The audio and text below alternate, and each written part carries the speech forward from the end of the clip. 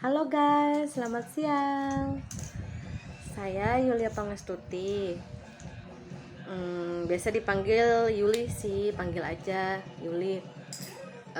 Saya mau share, kemarin saya baru mau program anak kedua. Saya udah PCWS selama dari tahun 2016. Udah punya anak satu sih, itu juga program juga nih anaknya nih. Kari. Gitu deh anaknya. Anaknya ini programnya sekarang mau program anak kedua. Dikarenakan menstruasi saya tidak lancar, jadi itu setahun bisa 2 kali, bisa cuma sekali, dan terakhir ini sih cuma setahun sekali.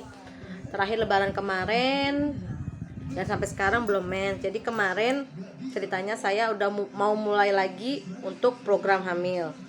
Saya datang ke dokter kandungan saya yang waktu itu pertama kali saya program dia. Jadi saat ini saya dikasih obat untuk menstruasi dulu. Menstruasi dulu ini saya kesana tanggal 9 Januari. Bisa nggak ya? 9 ya, pokoknya ini tanggal 9. Bingung. Tanggal 9 Januari dan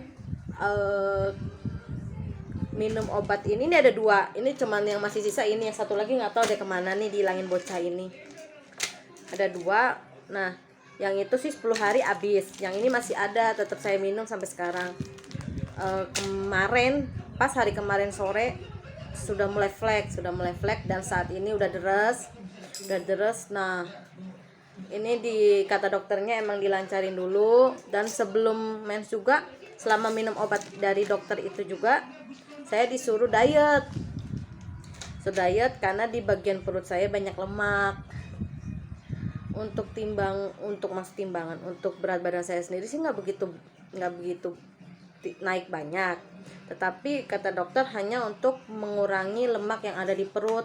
Jadi disuruh makan banyak sayuran dan kalau bisa jangan makan nasi putih. Kalau tidak bisa diganti nasi merah aja. Tapi kalau saya karena tidak begitu suka nasi merah, jadi saya stop nasi. Ya saya ganti dengan yang lain-lainnya aja, kayak kentang, kayak misal ubi, hanya sayur-sayuran aja. Tapi karena anak saya makannya susah, jadi sisa dia makan ya saya makan tetap kayak gitu. Hanya nasinya saja tidak. Tetap sih makan semua apa aja, dan suruh stop kopi sama dokter. Nggak boleh minum kopi sama sekali. No manis-manis, no gorengan, minyak-minyak kayak gitu sih. Dan alhamdulillah bener kata dokter, setelah 10 hari minum obat itu saya akhirnya menstruasi. Jadi kita tunggu aja habis menstruasinya selesainya kapan. Nanti setelah selesai hari kedua suruh balik lagi guys. Nanti kita lihat ya perkembangannya ya guys. Setelah itu menstruasi, mau cerita apa lagi ya? Kita ya? Sedikit cerita ya. Ini dokternya itu ada di Tomang. Saya sendiri tinggalnya di Bekasi, tapi dokter ini di Tomang. Kenapa kok jauh banget? Pasti kalian mikir gitu. Kenapa jauh sampai sana?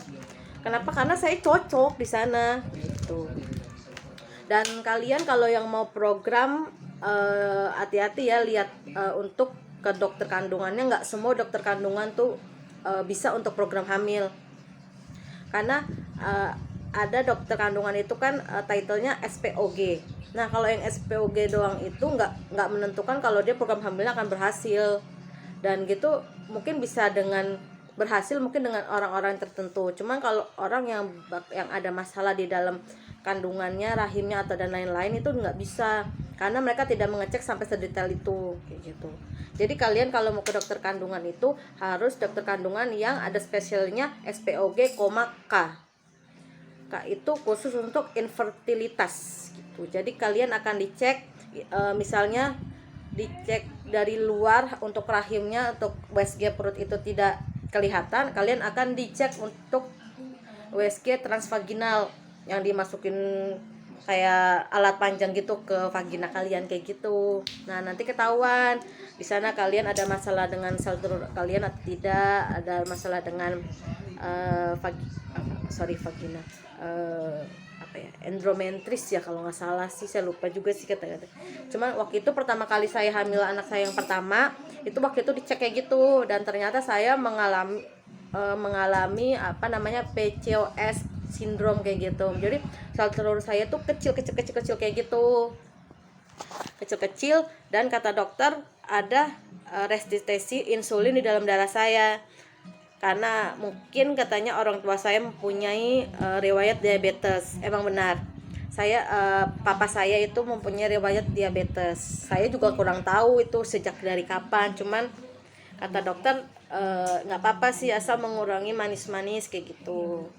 Dan sampai sekarang saya sih bener-bener nggak suka namanya manis, apa-apa yang ditambahin gula itu tidak suka kayak gitu jadinya, karena terbiasa mungkin lama-lama sih jadinya.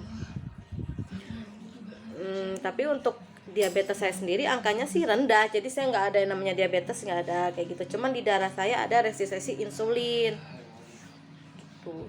Jadi selama disuruh minum obat ini, saya sama sekali nggak minum kopi, enggak kayak gitu, manis-manis enggak, hanya air putih. Itu aja air putih paling minum itu 2 botol aqua.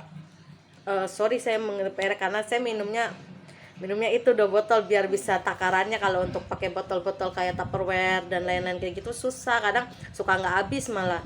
Tapi kalau langsung yang botol yang 1,5 liter kayak gitu langsung cepet, karena gimana ya, nggak tahu sih, enak aja gitu, langsung bisa ngitungnya. Dan 2 botol itu harus habis dalam sehari, akibatnya ya kencing mulu kayak gitu. Gimana lagi ya,